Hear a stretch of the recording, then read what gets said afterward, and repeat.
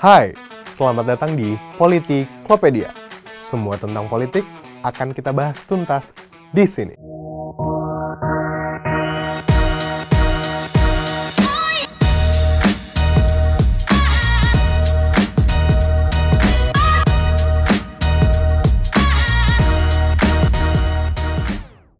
BTW, pernah nggak lo nonton video Pak Luhut yang ini? Ladies and gentlemen, purpose of my visit here is what? Regaining trust. That's my discussion this morning also with the Minister of Industry. Went so well because we trust. We started, I met him first time in Jakarta, then we started sometime several meetings, and that this one the issue that we have to address. Regain trust not only verbally but also with the action. We are not banana republic. I'm telling you. Ngomongin tentang Banana Republic, kenapa ya Pak Luhut bilang Indonesia bukan Banana Republic? Padahal kan Indonesia punya banyak macam pisang. Dari pisang raja, pisang kepok, pisang tanduk, pisang Ambon, dan juga pisang-pisang lainnya. Bahkan nih ya, si pisang Cavendish udah jadi salah satu komoditas ekspor unggulan Indonesia.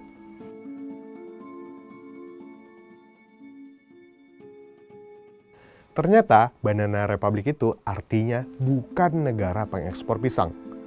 Term Banana Republic sebenarnya pertama kali digunakan oleh Sidney Porter, atau mungkin yang lebih dikenal dengan O. Henry pada tahun 1904. Kala itu di dalam bukunya yang berjudul Cabbages and Kings, O. Henry menceritakan tentang negara fiksi bernama Republik Angkorea.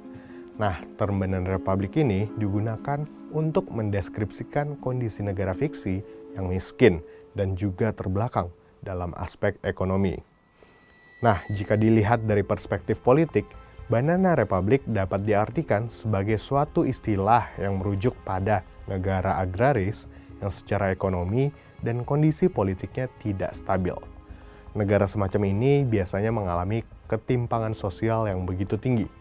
Mayoritas warganya merupakan kelas pekerja dengan penghasilan juga rendah, sementara pemerintahannya dikuasai oleh elit kaum borjuis sebagai pemegang modal terbesar. Selain itu, kondisi ekonomi negara-negara dengan title Banana Republic ini juga cenderung bergantung pada investasi luar negeri dan ekspor bahan-bahan mentah.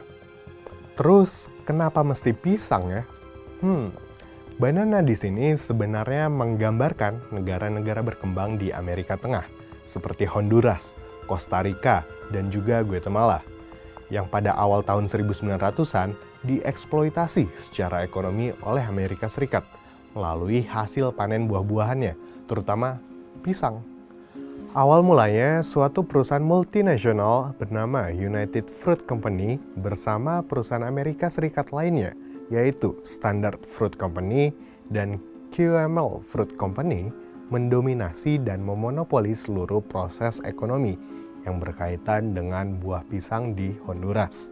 Mulai dari tahap penanaman, panen, penjualan, ekspor, bahkan infrastruktur penting terkait distribusi seperti jalan, kereta api, dan pelabuhan juga dikuasai oleh Amerika Serikat.